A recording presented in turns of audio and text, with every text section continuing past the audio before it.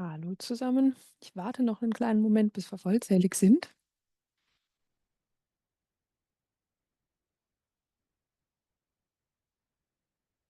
Wunderbar, jetzt sind, soweit ich das erkennen kann, auch schon fast alle registrierten TeilnehmerInnen eingetrudelt. Ich würde also beginnen. Ich begrüße Sie alle Teilnehmenden heute wie immer ganz herzlich zu unserem Webinar. Ein kurzer Hinweis vorweg. Sie sehen am unteren Bildschirmrand eine kleine Box, beziehungsweise ist es, sofern die nicht ausgeklappt ist, lediglich ein Button. Bei mir heißt der F&A, bei Ihnen möglicherweise Q&A. Und das ist ein Frage- und Antwort-Tool. Das heißt, wenn Sie Fragen an mich haben, Sie haben leider keine Sprachberechtigung, dürfen Sie die gerne dort in dieser Box stellen. Ich werde die dann auf meinem Screen sehen und würde die auch sogleich beantworten. Da das aktuell unsere einzige Kommunikationsmöglichkeit ist, würde ich Sie auch bitten, dass, wenn Sie mich auf etwas anderes hinweisen möchten, dass Sie das einfach einmal kurz in diese, bei mir heißt sie, wie gesagt, F&A-Box schreiben. Wenn Sie also zum Beispiel etwas nicht sehen können oder wenn Sie einen Prozess nochmal wiederholt sehen möchten. Das wäre also unsere Möglichkeit, interaktiv miteinander zu sprechen. Dann würde ich Sie bitten, das gerne auch dort zu stellen.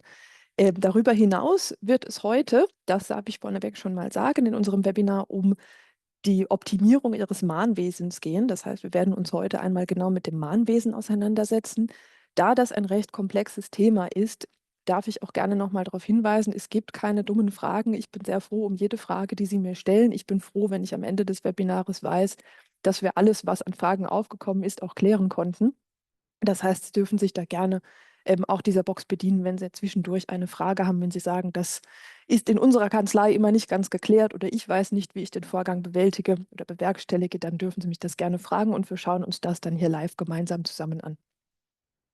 Ich würde dann auch weiter verfahren. Das heißt, den Titel unseres Webinars hatte ich eben schon genannt. Es wird also um die Beschleunigung von Zahlungseingängen, sprich die Optimierung unseres Mahnwesens gehen. Mich darf ich auch noch kurz vorstellen. Mein Name ist Zoe Schiewek. Ich bin als Account Managerin der Time Sensor AG für den deutschsprachigen Raum zuständig. Das bedeutet die deutschsprachige Schweiz und Deutschland. Und dann schauen wir uns auch noch die Agenda für heute an. Die Agenda besteht aus 3 Punkten heute. Vorab werde ich noch mal einen ganz kleinen Überblick geben und dann fangen wir mit dem ersten Punkt an, nämlich den Mahnschemen.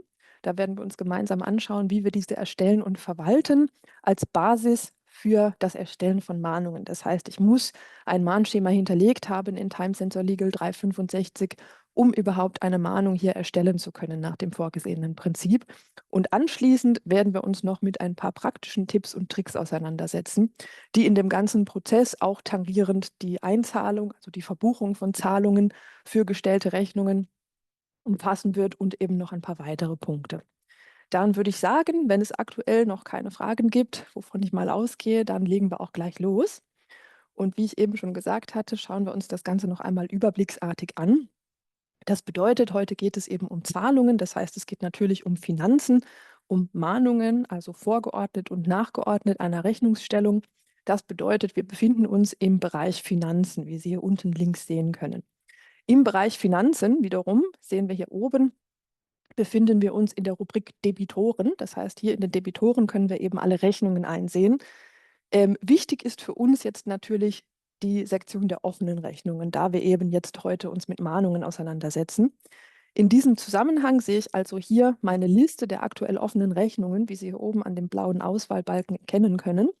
Und da ist eben auch noch ganz wichtig, dass, das sollte ein bekanntes Prinzip sein in Time Sensor, Sie mit einem Rechtsklick auf den Spaltenheader hier konfigurieren können, welche Spalten Ihnen angezeigt werden.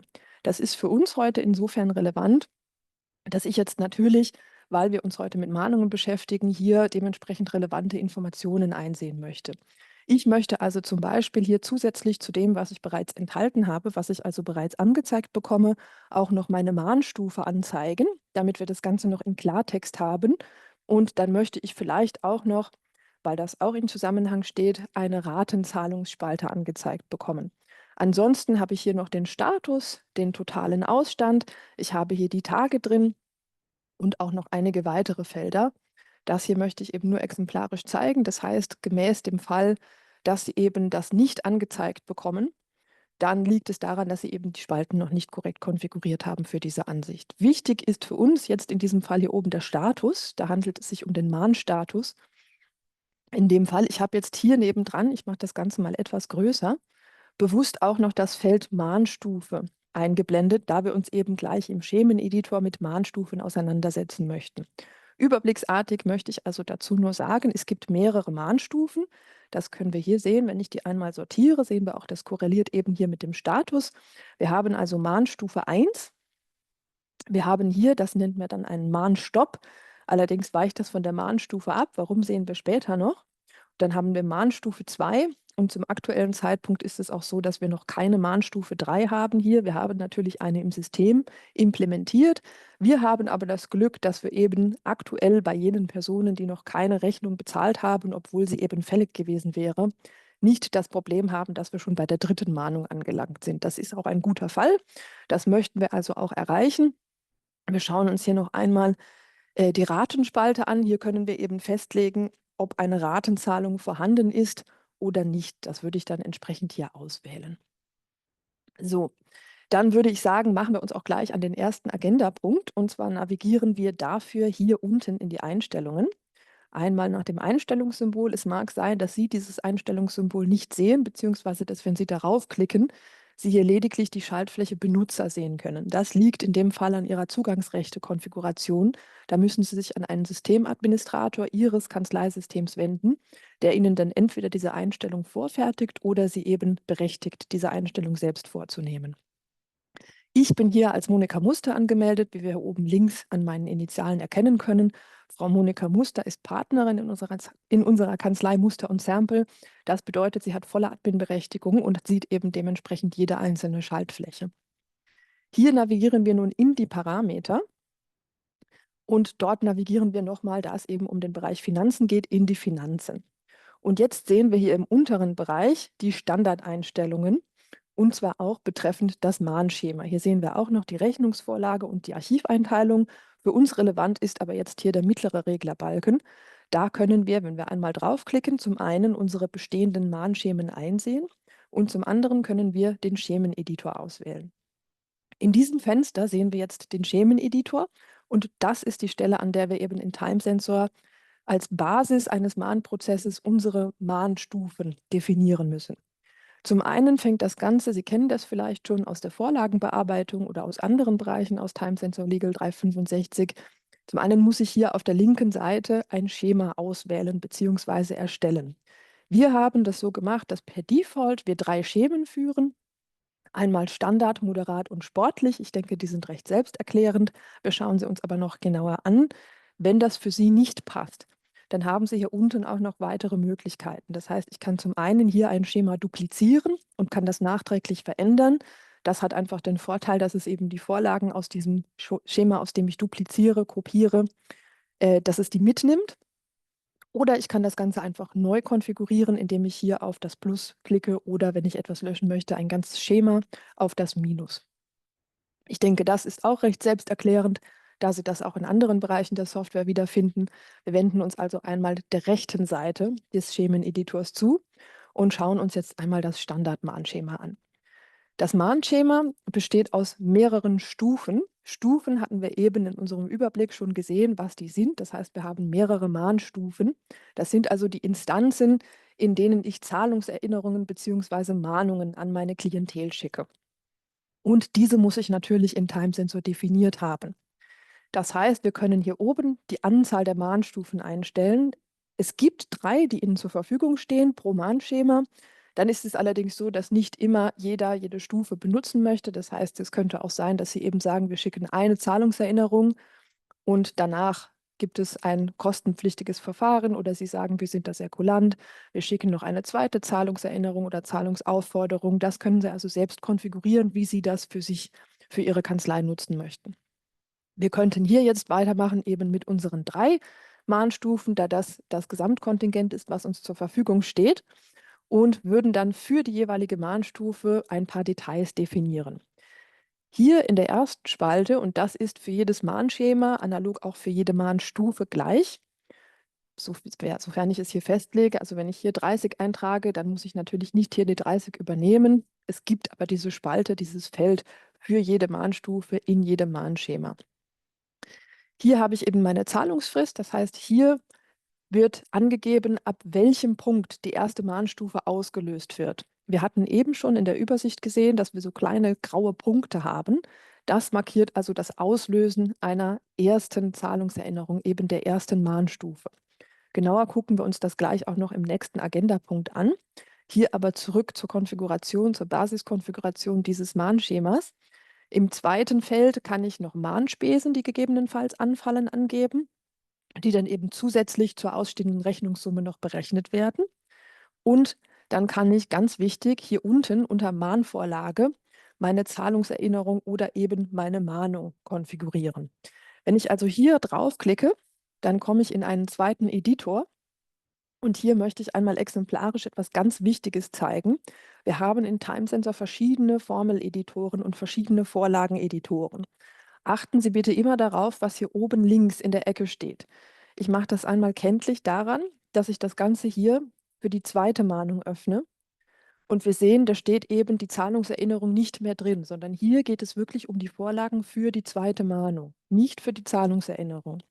Das ist also ein ganz, ganz wichtiger Punkt, dass Sie das eben an der richtigen Stelle hinterlegen müssen.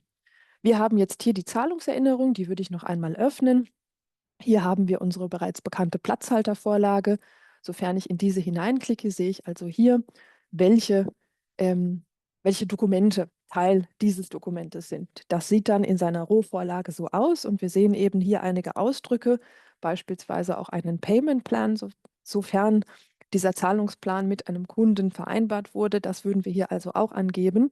Und weil wir hier in einer Schweizer Datenbankversion sind, haben wir natürlich auch noch einen Einzahlungsschein, den wir mitschicken. Das zeige ich, um Ihnen zu suggerieren oder zu zeigen, dass Sie eben diese Vorlagen sehr, sehr genau auf Ihre Bedürfnisse anpassen können. Es ist also alles hochvariabel, obwohl es hochautomatisiert ist. Wenn Sie hier Konfigurationen vornehmen möchten und Sie können das mit Hilfe der auf unserem Internetauftritt angegebenen Anleitungen nicht bewerkstelligen, kommen Sie gerne auf mich zu. Sie erreichen mich über unsere Hotline-Adresse. Das ist die hotline@timesensor.ch. Sofern Sie die Daten nicht ohnehin schon vorliegen haben, mit denen Sie mich direkt erreichen können, leiten meine Kollegen von der Hotline das sehr gerne auch an mich weiter und dann können wir uns zusammensetzen und können das gemeinsam noch einmal besprechen, sodass es wirklich auf Ihre Bedürfnisse angepasst werden kann. Dieses Prinzip ist also klar. Das Prinzip ist auch bei allen Stufen das gleiche. Das heißt, wie ich eben gezeigt habe, komme ich über den Vorlageneditor hier auch in die zweite Mahnung hinein und kann eben auch diese entsprechend meinen Kanzleibedürfnissen konfigurieren. Wir gehen noch mal etwas weiter auf die rechte Seite und hier kann ich nun den Text für die Zahlungskonditionen angeben. Das ist jetzt schon etwas komplexer, das geht auch hochgradig in die Vorlagenbearbeitung, daher mein Hilfeangebot. Hier geben wir den Text an, den wir via eines Ausdrucks, den wir eben in der Vorlage gesehen haben, in die Vorlage bei der Erstellung des Entwurfs ziehen. Das bedeutet, hier werden die Angaben eingefügt, welche die Zahlung betreffen. Diese werden also automatisch eingefügt, sofern eben dieser Text hier korrekt konfiguriert ist, was er per Default-Auslieferung ist. Und wichtig an dieser Stelle ist, dass wir hier noch eine kleine Übersetzung haben. Das ist so ein bisschen versteckt an der Seite, ist aber ganz, ganz wichtig, wenn Sie Vorlagen in mehreren Sprachen nutzen. Das bedeutet, wenn Sie eben mehrsprachig unterwegs sind, ist es zwingend, dass auch diese Übersetzung hier angepasst ist, sonst wird der Text in der Mahnung nicht stimmen. Das alles beschreibe ich so genau, weil es eben hier um die Grundprämisse eines erfolgreichen Mahnwesens geht. Ist das alles konfiguriert? Ich zeige hier nochmal im Unterschied. Sie achten mal auf die Zahlungsfristen, vielleicht hier unten und auch die entsprechenden Spesen. Sehen Sie, dass eben bei den verschiedenen Mahnschemen hier auch verschiedene Fristen und eben verschiedene Kosten hinterlegt sind. Je nachdem, welches Mahnschema ich also für einen Klienten auswähle, ist es relevant, wie ich das definiert habe, da hier andere Fristen zum Zuge kommen. Ich schließe das Ganze nochmal, da hier das Prinzip jetzt klar sein sollte. Ich erinnere Sie auch nochmal daran, dass wenn es Fragen hierzu gibt, benutzen Sie gerne die Frage- und Antwortbox, um mich dann nochmal darauf hinzuweisen. Wir gehen es auch gerne nochmal durch. Und ich würde das jetzt an dieser Stelle aber schließen und wir navigieren hier zurück in die Finanzen. Wie ich vorhin gesagt hatte, geht es natürlich um offene Rechnungen im Debitorenbereich der Finanzen. Und jetzt sortieren wir das Ganze hier nochmal nach dem Status. Wunderbar. Und wir sehen, wir haben hier eben verschiedene Stufen. Na, jetzt habe ich es falsch sortiert. Wunderbar. Machen wir nochmal so rum. So. Wir sehen, wir haben verschiedene Mahnstufen. Und zwar ist es so, machen wir vielleicht mal so rum. So. Wenn wir eine Rechnung gestellt haben und die im ersten Fenster, wir erinnern uns an den eben gesehenen Editor, die im ersten Fenster angegebene Frist verstrichen ist, das waren jetzt bei uns 30 Tage für das Mahnschema Standard. Ups, pardon. Und wir sehen hier, wenn wir den Rechnungsdatensatz mit einem Doppelklick auf diesen Datensatz, also hier einmal öffnen, sehen wir hier unten, welche Mahnvorlage, also welches Mahnschema wir hierzu angegeben haben. Wir haben uns also des Mahnschemas Standard bedient. Insofern kommt es hier zum Zug der 30-Tage-Frist. Und nach Verstreichen dieser 30-Tage-Frist erhält diese Rechnung einen grauen Punkt. Ist dann diese 30-Tage-Frist vielleicht auch mit, beziehungsweise zwingenderweise mit Mahnung verstrichen, mit erster Zahlungserinnerung, dann wird es passieren, dass Timesensor automatisiert das Überschreiten dieser Frist, die wir im zweiten Fenster, also zur zweiten Stufe hinterlegt haben, registriert und wird dann hier durch diese kleine 1 darauf hinweisen, dass es eben hier schon in die nächste Mahnstufe gerutscht ist. Wenn wir das Ganze einsehen möchten, dann können wir, klicke mal hier auf einen Datensatz, auf dieses Symbol hier unten klicken. Dieses Symbol hat mehrere Bedeutungen in diesem Zusammenhang. Es steht prinzipiell aber dafür, dass wir eine Mahnung erstellen möchten. Ich zeige hier einmal kurz den Unterschied. Möchte ich also hier bei einer mahnbaren Rechnung, mahnbar sehen wir daran, dass sie eben diesen kleinen grauen Punkt hat.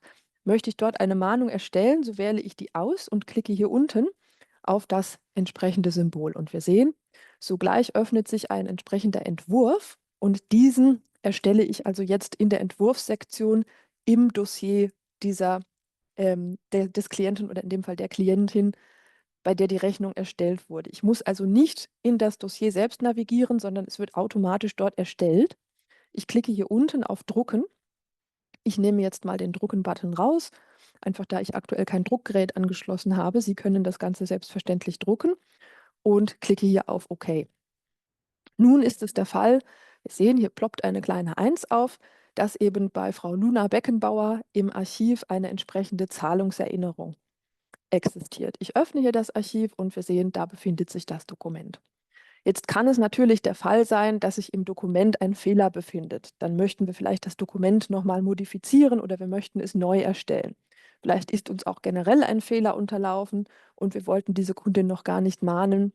Wenn wir hier also zu diesem Vorgang weitere Aktionen, wiederholte Aktionen ausführen möchten, dann können wir einfach unter Auswahl dieses eben schon bestehenden Datensatzes noch einmal auf dieses Feld klicken. Und wir sehen, jetzt öffnet sich nicht mehr sofort der Entwurf, sondern jetzt haben wir noch die Option, die Mahnstufe zu editieren oder den Entwurf nochmals zu zeigen.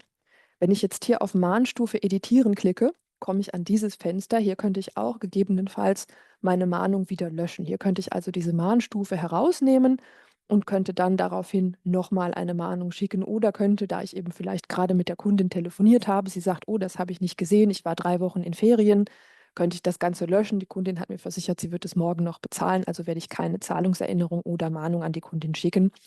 In einem solchen Szenario könnte ich das Ganze hier eben löschen. Ich zeige nochmal, wenn wir hier einmal auf den Datensatz selbst klicken, also auf die offene Rechnung, das gleiche Feld finden Sie eben hier in diesem kleinen Info-Button neben der Mahnvorlage. Nur um den Kreis an dieser Stelle einmal zu schließen. Dann hatten wir noch gesagt, das zeige ich auch nochmal, wir können hier also auch nochmal einen Entwurf generieren, sodass wir diesen bearbeiten können für den Fall, dass wir eben hier nochmal andere Angaben machen möchten oder dass wir vielleicht einen Tippfehler gefunden haben oder dergleichen. Ich schließe das Ganze jetzt nochmal und verwerfe es, damit wir eben kein Doppeldokument dort haben. Und so erstellen wir, um den zweiten Agendapunkt abzuschließen, eine Mahnung. Eine schöne Sache, jetzt wandern wir ein bisschen in die Tipps und Tricks der ganzen Sache. Eine schöne Sache ist natürlich auch, dass ich das nicht alles via Einzelklick machen möchte oder mache. Ich habe auch oft nicht die Zeit dafür, das zu machen. In dem Fall kann ich mehrere Mahnungen gleichzeitig auswählen und könnte dann eben über diese hier die zweite Mahnung erstellen. Wir machen das Ganze jetzt allerdings mal hier oben, da das eben ein etwas relevanterer Vorgang ist. Wir nehmen mal diese 3. Wir sehen auch, hier haben wir schon einige Ratenzahlungen. Da kommen wir auch gleich noch drauf zurück. Wenn ich also jetzt für 3 Rechnungen gleichzeitig eine Mahnung erstellen möchte, dann habe ich hier die Option, dass wenn ich mit selbem Vorgang, den wir eben gesehen haben, hier auf diese Schaltfläche klicke, ich auch hier das Ganze nur eben auf mehreren Rechnungsdatensätzen vollziehe. Das ist also sehr, sehr praktisch.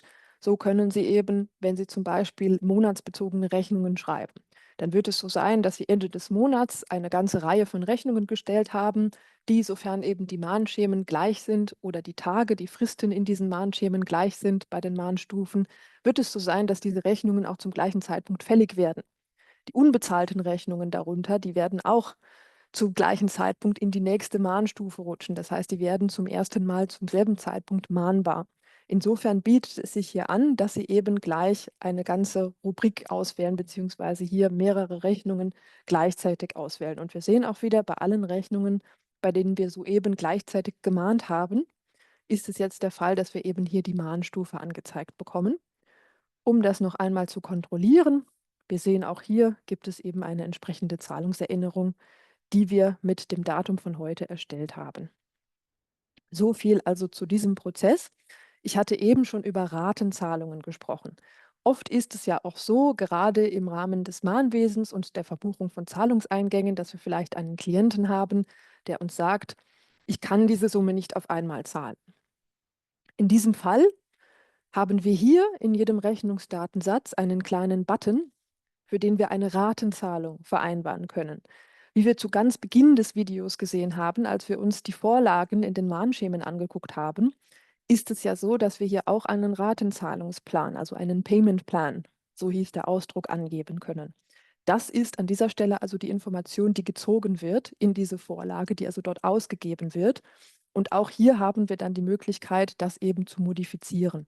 Wenn ich also hier draufklicke, ich zeige es nochmal zum Unterschied. Einmal hier der kleine Pfeil für die Anzahl der Raten und einmal klicke ich hier auf das Mahnsymbol.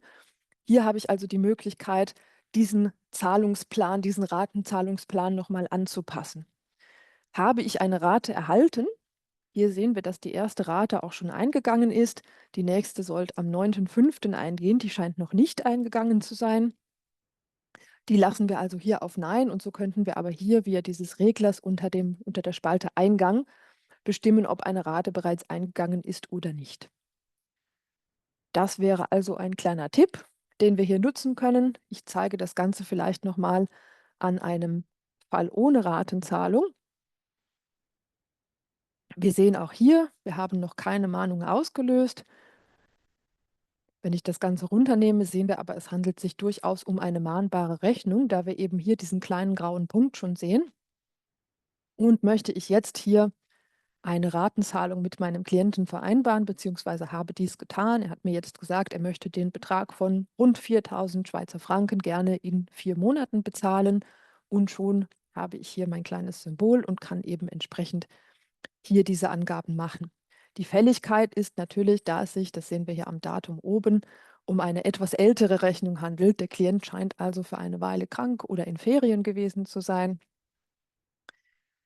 Sehen wir, dass es eben angepasst an das Datum der Fälligkeit ist. So wird eben sichergestellt, dass alles zeitnah im Ablauf aufeinander folgt, dass Sie also keine wertvolle Zeit verlieren, in der Sie einfach auf Zahlungseingänge warten.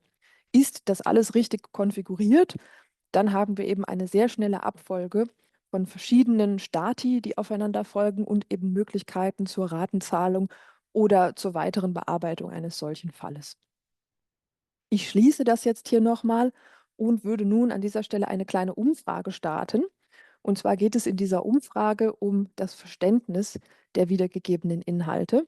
Ich lasse Ihnen einen ganz kleinen Moment, um vielleicht einmal kurz zurückzumelden, wie Sie jetzt mit dem Inhalt des heutigen Webinars klarkommen. Ich sehe schon, das sieht sehr, sehr gut aus, was wir da an Antworten erhalten. Wunderbar. Fragen habe ich aktuell auch noch keine erhalten. Das heißt, ich gehe mal davon aus, dass Sie das Ganze gut verfolgen können und würde das an dieser Stelle hier auch noch mal schließen. So, wunderbar. Nun ist es so, dass natürlich wir in Time-Sensor keine genaue Angabe darüber haben, wie hier die verschiedenen Stati lauten und aussehen.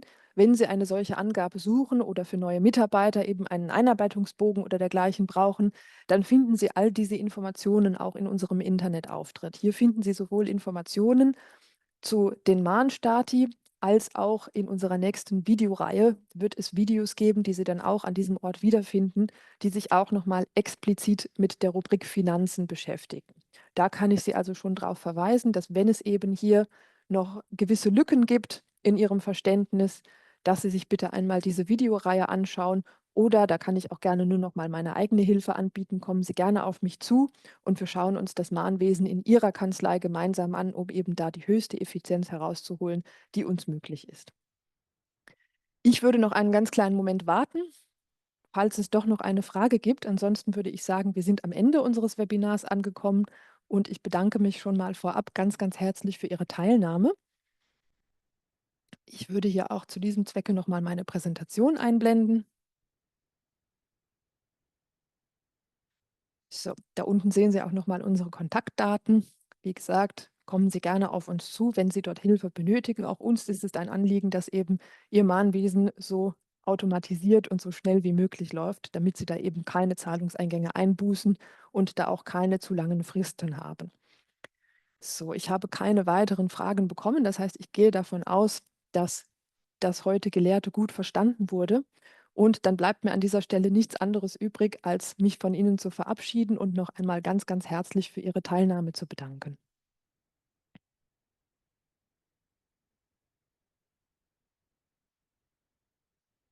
So, ich bitte um Entschuldigung. Jetzt lässt leider meine App mich das Ganze nicht ausschalten. So, wunderbar. Dann wünsche ich Ihnen allen noch einen angenehmen Nachmittag.